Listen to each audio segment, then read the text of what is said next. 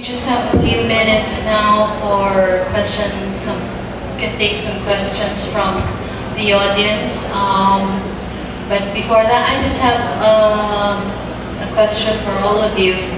And one thing that I gleaned from all of your presentations is this advocacy for traditional art and culture.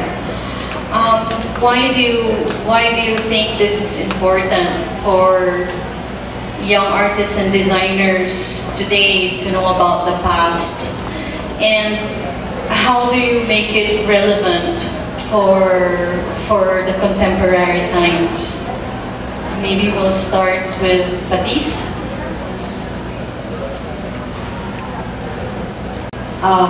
Community, traditions form what we are. So if you want to do American style stuff, go to America. And we've forgotten that we are free. The global thing has come to a point, which is weird and funny, where people are looking for their identities and they don't know who they are. When I was young, I studied in the States, but I always wanted to do Filipino things. Learn Filipino cooking, stuff like this. And I think that's really important. And it makes you the artist and the developer and the contemporary design. As I said, I make a Filipino, I have a drawing where I made a Lola riding a motorcycle in her balotsaya. You know, it's today. It's today. So you put this all together, and that's how you make it contemporary. Yes, it's important for us to have that collective memory. I think that is the one that is being dissipated. It's slowly fading away. Before, there is a collective memory of keeping. Oh, this is the gown of my Lola. This is the house of my uncle, and so forth and so on. There are benchmarks because somehow in the spaces that you see from the beginning, the Bahay Kubo, it's always a lot of family interaction. That's your Bahay Kubo. But as you grow bigger, you have the Kaida and you have other bigger spaces. But then again, the dining room is always so huge. It means to say that the people would have to have lunch, dinner, or breakfast together, right? So there's this continuous bonding. And if the next generation goes into an old house and say, why, do they always have a party? No, families are big, and they all eat together, and whenever you stand up, which is a rule in the house, if you stand up during a meal, you would say, excuse me, may I be excused, I have to go out. You ask permission, not you just jump in, eat, and like you're in a, what you call this, cafeteria style, no. So you're all together and you know all your cousins, you know your aunties and uncles and all that. Because you are, the house is a way of putting you all together. And even during the American period, we were introduced into newer forms of architecture. Not only houses, but we had hospitals, we have hygienic areas that was brought to us. Toilets were brought in during the American period. And so many things. But then when you go in, of course you have that open space in the ground floor, but usually they congregate always on the second floor, where they would play together, and all the rooms open to one big area where they get together. So looking at the morphology of the structures from the early times all the way up to the American period and until the 70s and early 80s, most homes are built like that. Even the bungalows that we have, or what they call the chalet, I call them chalet. The chalet, okay. Remember the chalet? Yeah, the chalet. They would have that front area with a, what's that? You have a sort of a big open space, and you watch everybody passing through the road, and there would be a lola or a lolo sitting on the porch, and you know, it would be rocking chair and all that. And also it was already when I had an uncle who had a house in Bel Air. We built him a house, and he wanted that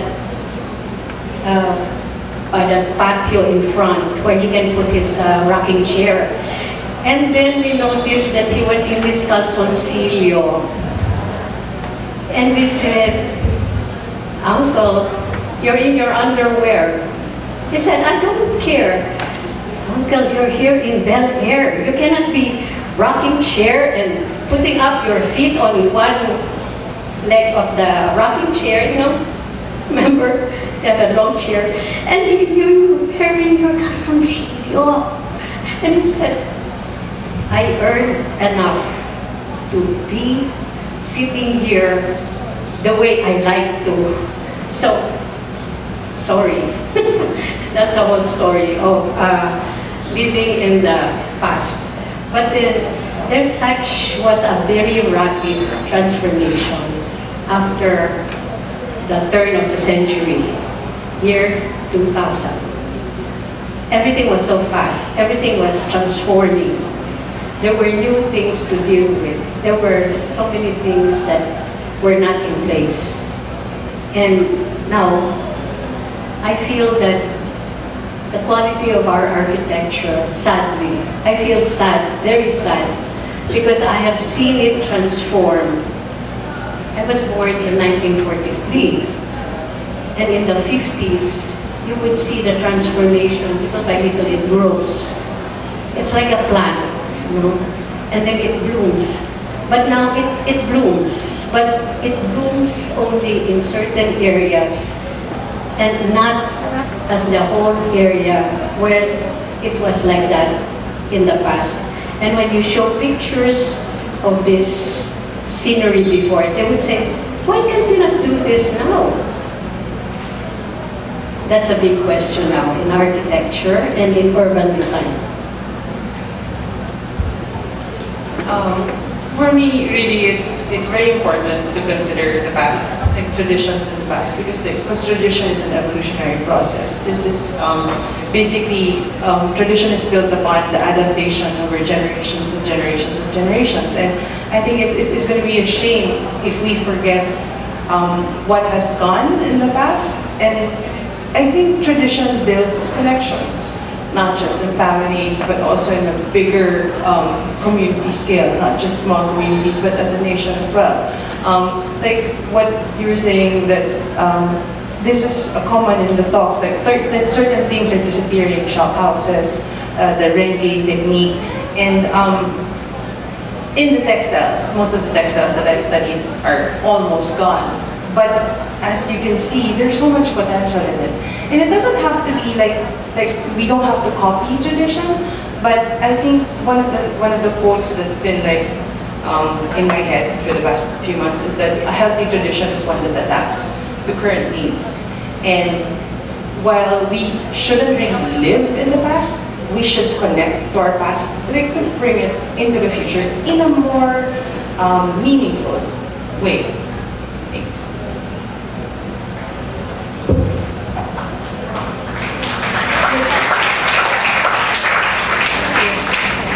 Are there questions from the audience?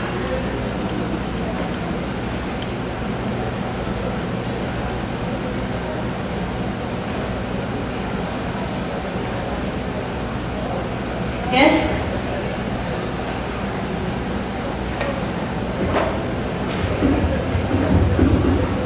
I want to direct this question to Ms. Paris Tesoro, and this is about fashion, Philippine fashion. Based on my observation, Philippine fashion is, not that distinct much when you bring it to, to other countries. What do you think about? Do you believe that incorporating our tradition will give future to Philippine fashion, or will catapult it to, Parisian fame, or will it be something that is relevant in the future and give us this Filipino identity? And I want to hear your opinion about, youth trying to make Filipino culture relevant to fashion. And I want you to say something about what we wear with the lack of cultural relevance, cultural manifestation.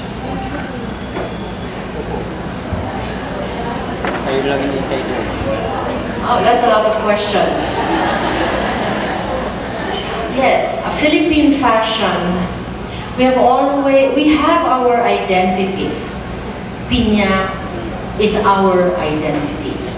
Cotton, the Kalingas used to weave it. All over the Philippines, we have Philippine cotton before. We've lost it, but we're trying to revive it. And if you're thinking that we lack skills in continuing this, yes, I told you in my talk that I'm having a harder time now to find people to do hand embroidery or even simple stitching than before, because people have lost it. You lose one generation of embroiderers, you lose 3 generations. You won't have it. And it's being lost. What to do about it? I now am trying to look for embroiderers, but their, what do you call that, background? I said I don't like noisy ones. I don't like persons who wear makeup. Because it shows the personality. I like quiet.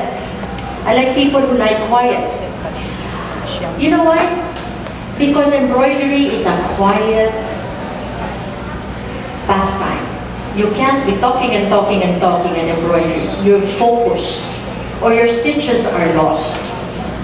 Even in Lumban, they're not getting the young ones. The young ones now like only calado. What is calado? It's this lace stuff. But they won't even make the small ones. It's about that big, 2 inches. And I'm going, wow. It's the ones that still do alzado, which is satin stitch. Why do you need quiet for satin stitch?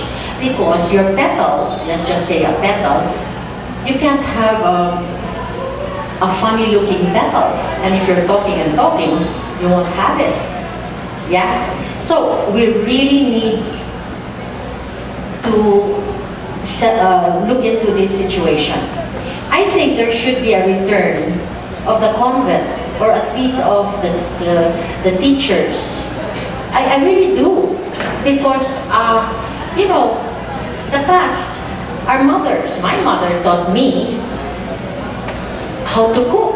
She never cooked herself, but I was brought up like that. In Iloilo, the setting of the table, whether you were rich or poor, you had a setting on that table and everybody knew it.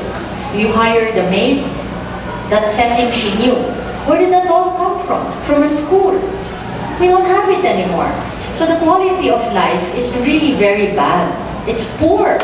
I mean, even if you say 1 billion this and 2 billion that, and the billionaire sits down and eats fast food, I go, hello. So that's what art is all about. That's what culture is all about. It's living a life. And then you say, I'm sorry if you say, well, we don't have the money, we have to run for the money. Yes, I understand, but you're living in a mega city. But if you go to a smaller city and try to make something out of yourself in a smaller city, I believe that you can have a quality of life. I have moved from Laguna. I was raised in Mandaluyong, and then my parents had a fish pond in Iloilo, so we moved to Iloilo. I know how to catch an eel. I know how to shuck a oyster. I ate snake. It was wonderful. Absolutely wonderful. Would I eat snake now? Yeah, it's kind of hot. Snake is kind of mainit when you eat it. Parang ano. Anyway, I don't actively look for it. Yeah, I think your background is what will make you what you are. Why did I move to Laguna? A, for health. One, I don't think I'll live long enough here. Too much stress. You've seen the environment over the city. You know, you've seen it. Be aware.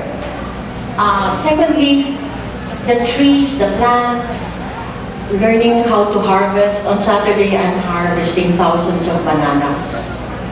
I love it. Then I'll draw a good banana. Or a woman who is holding a banana. Now, can everybody find something to do in the smaller cities? Yes, Manila is overgrown. I really believe this. And hopefully one day, soon, I hope, in the next year or so, I plan to put up a school of creativity where mentors will come from all over the world who will teach you how to dye indigo 50 times from the palest to the darkest blue-black. I hope. I am partnering with a friend. But I don't even know where to begin. I'm like, hello.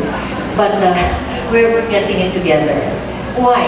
I believe that people have to go back to craft. All those people blowing themselves up, they look out there and they say, what's it for me? Why is life like this? Why? Why?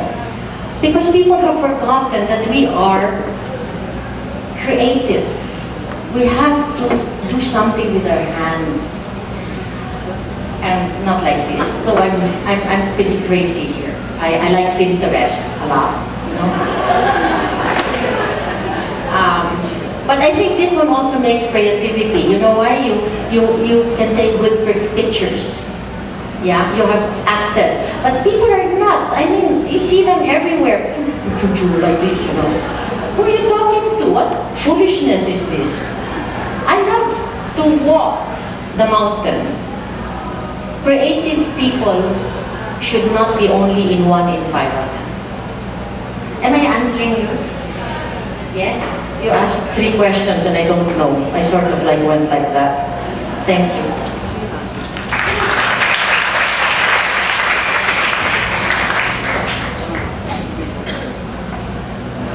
Other questions before we break for lunch?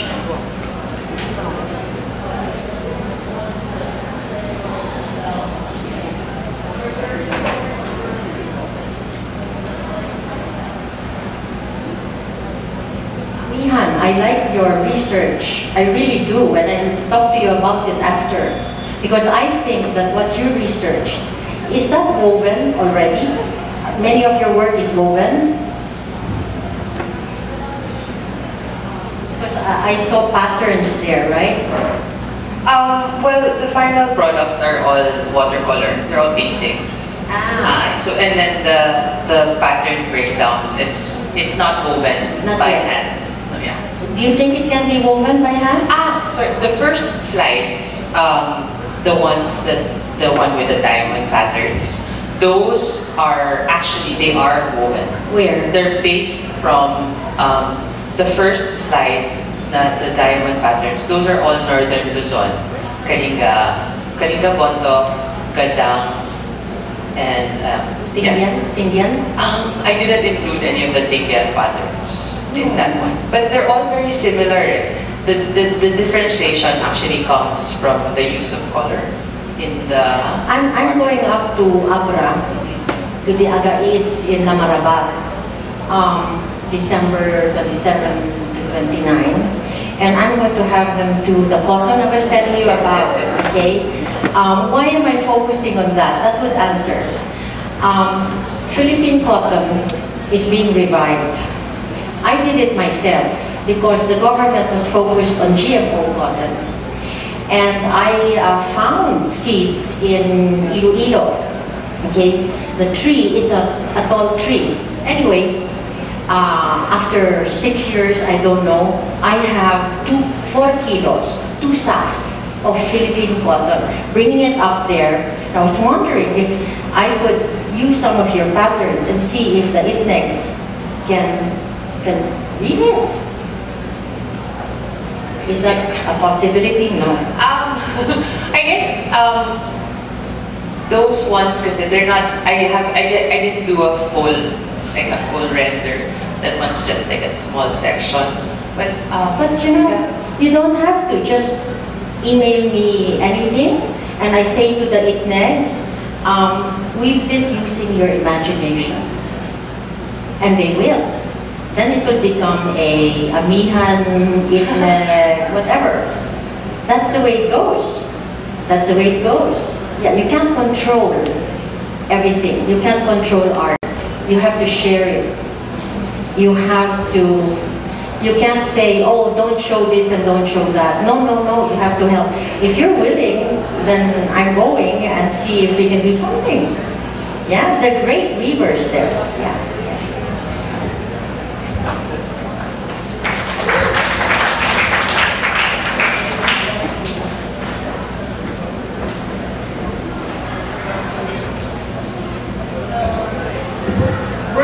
Break now for lunch. This is the end of session 1. So I thank you all for coming this morning. There are 2 more sessions this afternoon. We'll probably start maybe around 1:30.